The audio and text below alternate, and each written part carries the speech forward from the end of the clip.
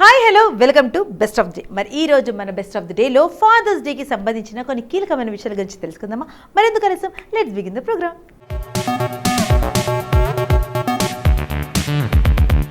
పిల్లలందరి జీవితంలో తల్లికి ఎంత ప్రాముఖ్యత ఉందో తండ్రికి కూడా అంతే ప్రాముఖ్యత ఉంది. తల్లి జన్మనిస్తే తండ్రి తన పిల్లల్ని కాపాడడానికి, తన పిల్లలకనే ప్రతి కళని నెరవేర్చడానికి జీవితాంతం కష్టపడతాడు. నాన్న ఎన్ని త్యాగాలు చేసైనా సరే తన పిల్లల ముఖంలో ఆనందాన్ని చూడాలనుకుంటాడు. నాన్న ఎన్ని త్యాగాలు చేసినా సమాజంలో పిల్లలపై తల్లికి ఉన్న ప్రాముఖ్యత, ప్రాధాన్యత విషయంలో నాన్న కొంచెం వెనుకబడ్డాడేమో. అయితే తండ్రి నిస్వార్థ ప్రేమను గౌరవించడానికి ప్రతి సంవత్సరం జూన్ 3వ ఆదివారం నాడు ఫాదర్స్ డేగా జరుపుకుంటారు. ఈ నేపథ్యంలో ఈ ఏడాది ఫాదర్స్ డే జూన్ 18వ తేదీన ఆదివారం రోజున వచ్చింది. ఈ సందర్భంగా ఫాదర్స్ డే చరిత్ర గురించి తెలుసుకుందాం రండి.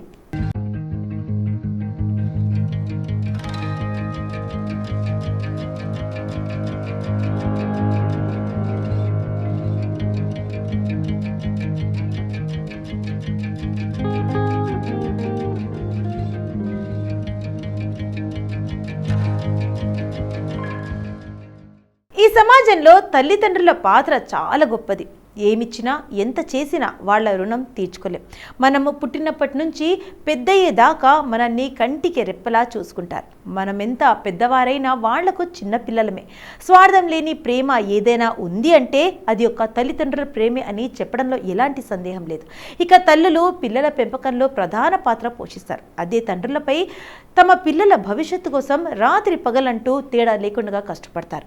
మీకు తెలుసో తెలీదో కానీ పిల్లలు పుట్టినప్పటి నుంచి ప్రతి తండ్రి అదనపు బాధ్యతను ఎత్తుకుంటాడు. కేవలం తన పిల్లల కోసమే.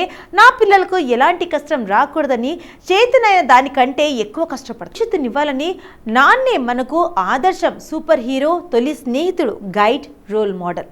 మనం కింద పడ్డా వెన్ను తట్టి లేపి మళ్ళీ ప్రయత్నించమని ప్రోత్సహిస్తాడు. మన కష్టాల్లో ఎవరు తోడుగా ఉన్నా లేకున్నా నాన్న మాత్రం ఖచ్చితంగా ఉంటాడు. అలాంటి నాన్నకు మీరేమిచ్చినా తక్కువే, ఎంత చేసినా తక్కువే. తండ్రి త్యాగాన్ని గుర్తించడానికి, వారికి సేవ అందించడానికి ఒక్కరోజు సరిపోదు.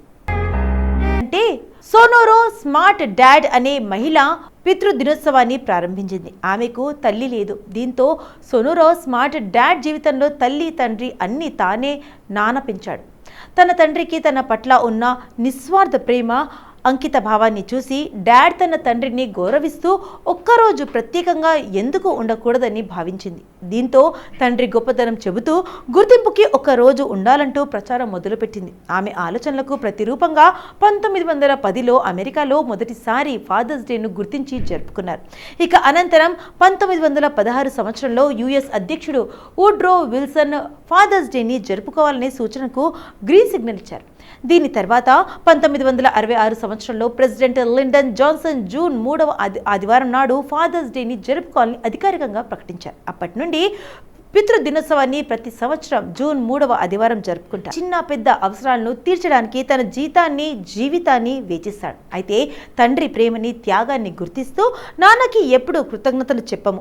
కనీసం ఒక్క రోజైనా రాత్రింబగళ్ళు కష్టపడే నాన్న కృషి, ప్రేమ, తండ్రి ప్రేమకు ధన్యవాదాలు తెలుపుతూ ఫాదర్స్ డే జరుపుకుంటారు. ఇది నాన్నని గౌరవించే రోజు. ఈ రోజున మీరు మీ తండ్రికి ప్రత్యేక అనుభూతిని ఇచ్చే విధంగా ఉండడానికి ప్రయత్నం చేయండి.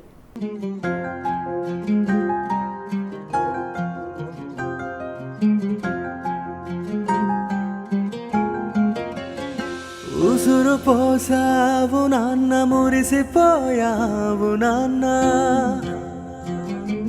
నడత నేర్పావు నాన్న, భవిత మార్చావు నాన్న, వేలు పట్టుకొని దారి చూపిన దైవం నీవు నాన్న, పైకి కోపాన ఉన్న మనసు మురిపాల వెన్నా, విరిసె చిరునవ్వు మాటు కురిసె కన్నీటి వాన, బాధలెన్నున్నా బంధాల మరవని బాధ్యత నువ్వు నాన్న.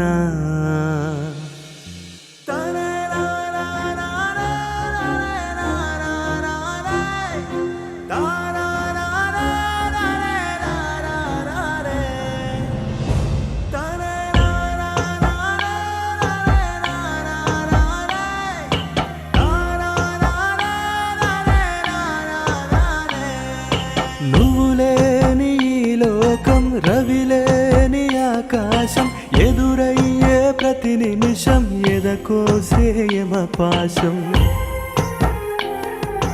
నీ ప్రేమే మరువనిది నీ త్యాగం చెరగనిది నీ తోడు లేని చోట ఎలా నేను బ్రతికేది ఊపిరి పోసుకుంది అమ్మ కడుపు అయినా భారం మోసిన గుండె నీదే కదా నాన్న అమ్మ పేగు తెంచుకొని పడ్డ భూమిపైన చెమ్మగి ఫాదర్స్ డేని ఎలా ప్లాన్ చేసుకోవాలంటే ఈ ఫాదర్స్ డేని ప్రత్యేకంగా జరుపుకోవడానికి ముందు నుంచే మంచి ప్లాన్ చేసుకోవాలి. ముఖ్యంగా తండ్రితో గడుపుతూ ఆనందాన్ని ఇచ్చే విధంగా ఆలోచించండి. మీ నాన్నగారికి నచ్చిన వస్తువుని గిఫ్ట్గా ఇచ్చి ఉదయాన్నే ప్రేమగా తండ్రిని పలకరిస్తూ ఫాదర్స్ డే శుభాకాంక్షలు చెప్పండి. తండ్రి పాదాలను తాకి ఆశీస్సులు తీసుకోండి. ఒకవేళ మీరు మీ నాన్నగారికి దూరంగా ఉంటే ఫోన్ ద్వారా మీరు ప్రేమని తండ్రితో మీకున్న అనుభవాలను గుర్తు చేసుకోండి. నాన్నకు మనసుకి నచ్చి మెచ్చే విధమైన గిఫ్ట్ని ఇవ్వండి. తాను ఎక్కడ ఈ స్టేజ్లో ఉన్నా తాము ఎప్పుడూ తండ్రికి ముద్దులు పిల్లలమే అనిపించే విధంగా తండ్రితో అనుబంధాన్ని మరింత పెంచుకోండి. సాయంత్రం సరదా తండ్రిని తీసుకొని ఎక్కడైనా సంతోషం ఇచ్చే ప్లేస్కు వెళ్ళండి. పిల్లలు భవిష్యత్ కోసం కోవతిలా కరుగుతూ పిల్లల జీవితంలో వెలుగు నింపే నాన్నకు ప్రేమ త్యాగం గురించి ఎంత చెప్పుకున్నా సంబంధించిన కొన్ని కీలకమైన విషయాల గురించి తెలుసుకున్నారు కదా. మరి జూన్ 18వ తేదీన ఒక్కసారి చరిత్రలోకి వెళ్ళి చూస్తే ఎంతో మంది ప్రముఖుల జననాలు జరిగాయి. మరి ఒక్కసారి చరిత్ర పుటలోకి వెళ్ళి ఆ ప్రముఖులు ఎవరో తెలుసుకుందాం రండి.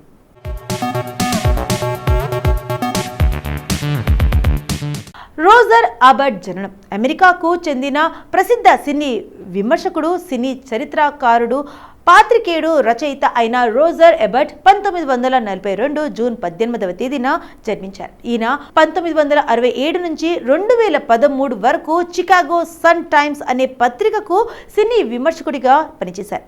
రోజర్ అబర్ట్ 1975లో పులిట్జర్ బహుమతిని అందుకున్న మొట్టమొదటి సినీ విమర్శకునిగా ప్రసిద్ధి చెందారు. మరో సినీ విమర్శకులతో కలిసి టీవీలో సినిమాలకు సంబంధించిన సమీక్షలను అందించారు. రోజర్ అబర్ట్ 2002లో అతన్ని లాలాజల గ్రంథులకు థైరాయిడ్ క్యాన్సర్ వ్యాధి సోకడం కారణంగా కింది దవడ తొలగించాల్సి వచ్చింది. ఆ సమయంలో అతను ఆహారం తీసుకోవడానికి ఎంతో ఇబ్బంది పడినప్పటికీ రచనా వృత్తికి మాత్రం ఎక్కడ దూరం అవ్వలేదు. అంతర్జాలంతో సమీక్షలు అందిస్తూనే ఉన్నారు. Well, I was born in Urbana, not in Champaign, because there's a difference. A lot of rivalry in the Twin Cities. My dad was an electrician at the University of Illinois. My mother was a bookkeeper with a small loan office in downtown Urbana. I went to local schools, St. Mary's Grade School, Urbana High School, and the University of Illinois, which really was the key experience of my life, because it was at the U of I that I don't know, I just kind of had my start in life, including being editor of the Daily Illini and being launched into the wider world. You, very early in life, started writing. You worked for the Champaign News Gazette. I wanted to be a newspaper man almost from the beginning. My best friend who lived across the street, Hal Holmes, his father was city editor of the News Gazette and took us on a tour of the office. And they gave me my byline set in a piece of lead, so you could use a stamp pad and say, by Roger Ebert. And I thought, boy, that's for me. I want to be a newspaper reporter. So I wrote for the grade school paper. I produced a neighborhood newspaper. And, of course, I worked for the News Gazette starting as a junior in high school. What was the first story you remember covering? The first story I covered, big story, I went over to the Illini Union to interview Estes Kefauver, who was the vice presidential candidate, and I wrote that up for the Urbana High School Echo. That would have been in 1956 when I was a freshman in high school. You take a lot of pride in the kind of values your dad imbued upon you. I've heard the story about how he ran all the lights at the University of Illinois. Oh, yeah. I'll never forget that, it'd be summertime, and there'd be a big electrical storm, and the lights would go out at the university, which had its own power plant. And the phone would ring, and it'd be for my dad, and he would wake me up, come along with me, and we'd get in the old Plymouth and drive across town to the power plant. And he would go inside, and then he would say, stand by the door, Roger. And I would stand by the door, and he would say, you watching? And I would say, yes. And he would turn on the lights. And all the lights on the campus would come back on. And then we would go home again. And I just thought, Boy, that's terrific. He was. షాండీ అలైన్ జననం మామూలుగా అయితే ఎవరైనా 6 అడుగులు ఉంటారు, అంతకంటే ఎక్కువ ఉన్నారు అంటే వాళ్లే అందరిలో ఒకరిలా పొడవుగా కనిపిస్తూ ఉంటారు. కానీ ఏకంగా 7 అడుగులు ఎత్తు ఉంటే కాదు అంతకు మించి అంటే అది రికార్డ్ అని చెప్పాలి. ఇలా 7 అడుగులకు పైగా ఎత్తున వారు చాలా అరుదుగా కనిపిస్తూ ఉంటారు. ఇలా ఎత్తున వారు తమ ఎత్తుతో ఎన్నో రికార్డులను సైతం సృష్టిస్తూ ఉంటారు. షాండీ అలన్ అనే మహిళ కూడా అలాంటి కోవకు చెందింది.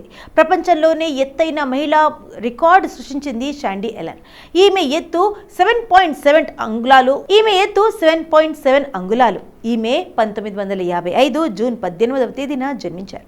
Indiana is now the home of the tallest living woman in the world. By 5/16 of an inch, 19-year-old Sandy Allen will replace the 7'5" woman from India in the next edition of the Guinness World Book of Records. The problems of standing 7 feet 5 and 5/16 inches tall and weighing 421 pounds are enormous. Sandy has to make all of her clothes. Her shoes come from a king-size men's store, size 16 EE. At the state office building in Indianapolis, where Sandy works as a clerk stenographer, she had to build her desk to size by setting it on blocks. Sandy's stature was caused by an overactive thyroid.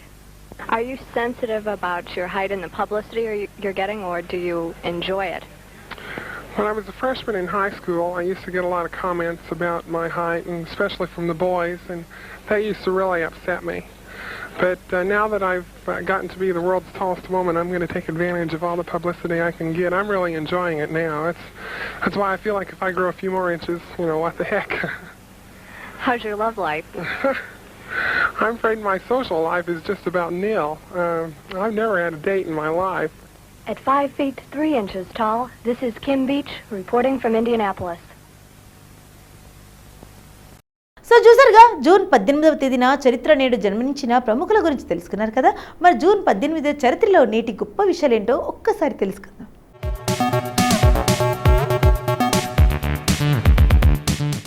1908 కసాటో మారో ఓడలో 781 మంది షాంటాస్కు వచ్చినప్పుడు బ్రెజిల్కు Japanese immigration ప్రారంభమైంది. 1908 Philippines విశ్వవిద్యాలయం స్థాపించబడింది. 1923 చెక్కర్ talkies తన మొదటి టాకీస్ని విధిలో ఉంచింది. 1928 aviator Emilia year heart Atlantic మహాసముద్రం మీదుగా విమానంలో ప్రయాణించిన మొదటి మహిళ ఆమె. 1935 కెనడాలోని బ్రిటిష్ కొలంబియాలోని వాంకోవర్లో పోలీసులు స్ట్రైకింగ్ లాంగ్ షోర్ మన్తో ఘర్షణ పడ్డారు. ఫలితంగా మొత్తం 60 మంది గాయపడ్డారు. You couldn't visit major East Coast cities or watch movies in the 70s and the 80s without seeing the iconic checker cabs running around on the streets. They were so common, they became part of the background noise. But that hid a fascinating history of an auto manufacturer. This is a far too brief history of Checker.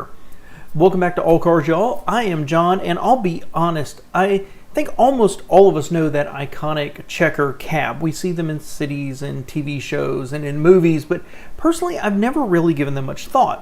I've seen minivans and Priuses and of course Crown Vics all used as cabs. So I'd never thought about the Checkers or where they really came from. And it all starts with a gentleman named Morris Markin. Now Morris was born in Smolensk, Russia in 1893, began work at a young age, and by 19 had been promoted to a supervisor in the clothing factory where he worked. In 1913, he took his savings, and at the age of 19, he emigrated to the United States, where he spoke absolutely no English, and he ended up having to borrow $25 from a janitor at Ellis Island to pay the bond necessary to enter the country. He made his way to Chicago, where he had an uncle and where he worked various jobs, eventually working for a tailor. Now, this business was successful, and when the tailor died, he bought the business from the widow, made a name for himself, and was successful enough to bring his 7 brothers and 2 sisters to the United States. And he went on to 1940 Charles de గలేచే June 18న appeal. 1940 Winston చర్చిల్చే అద్భుతమైన గంట ప్రసంగం జరిగింది. 1945 William జాయిస్ lord హాహా రెండవ ప్రపంచ యుద్ధం సమయంలో తన జర్మన్ అనుకూల ప్రసారానికి దేశద్రోహం అభియోగం మోపారు. 1946 డాక్టర్ రామ్ మనోహర్ లోహియా ఒక సోషలిస్ట్ గోవాలో పోర్చుగీసులకు వ్యతిరేకంగా ప్రత్యక్ష కార్యాచరణ దినానికి పిలుపునిచ్చారు. 1948 కొలంబియా రికార్డ్స్ న్యూయార్క్ నగరంలోని వాల్డోర్ప్ ఆస్టోరియా హోటల్లో బహిరంగ ప్రదర్శనలో చాలా కాలం పాటు ప్లే అవుతున్న రికార్డ్ ఆల్బమ్ను పరిచయం చేసింది.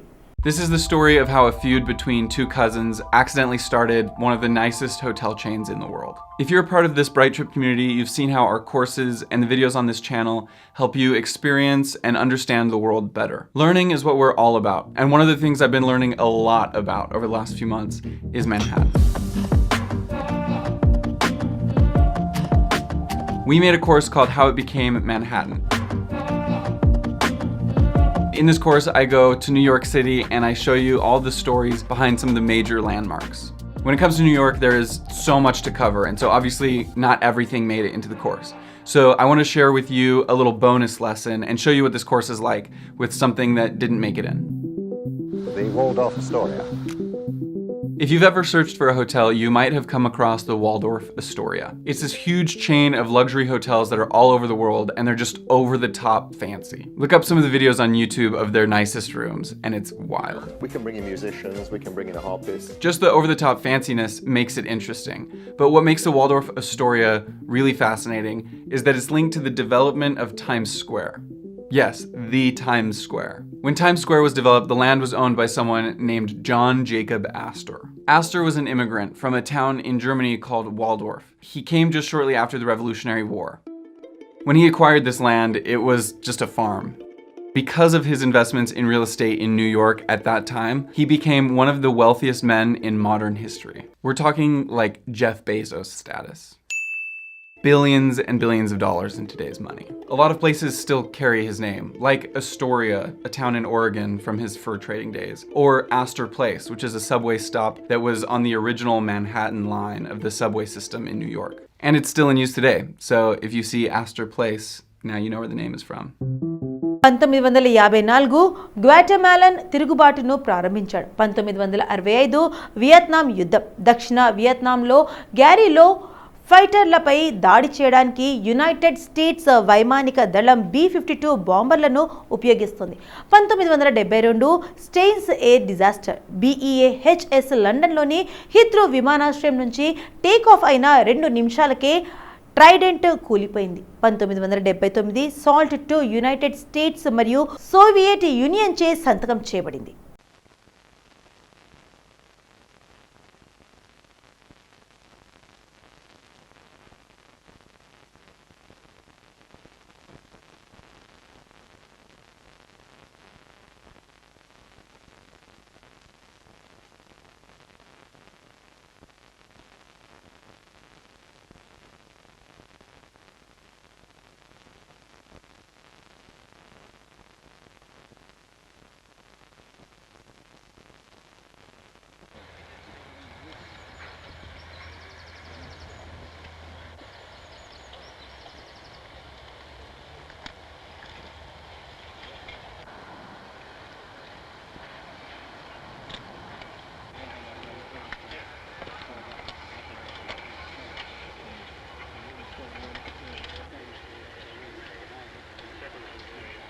It could be a number of things, just from a simple mistake to a complicated piece of machinery going wrong.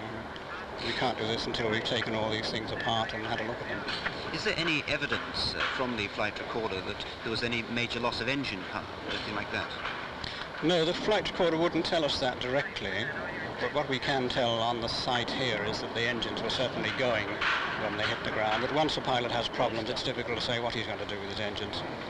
How controllable do you think the aircraft would have been? In other words, would the pilot have been able to avoid these power cables, or was that luck? I don't think so. I think that by the time the pilot had come out of the bottom of the clouds, there was not very much he could do. So చూసారు కదండి ఇవాళ మన best of the day. మరి ఈ రోజు మన best of the డేలో ఈ రోజు గురించి తెలుసుకున్నారు కదా. మరి రేపటి బెస్ట్ ఆఫ్ ది డేలో మళ్ళీ కలుస్తాం. అంటే take care, keep smiling, bye.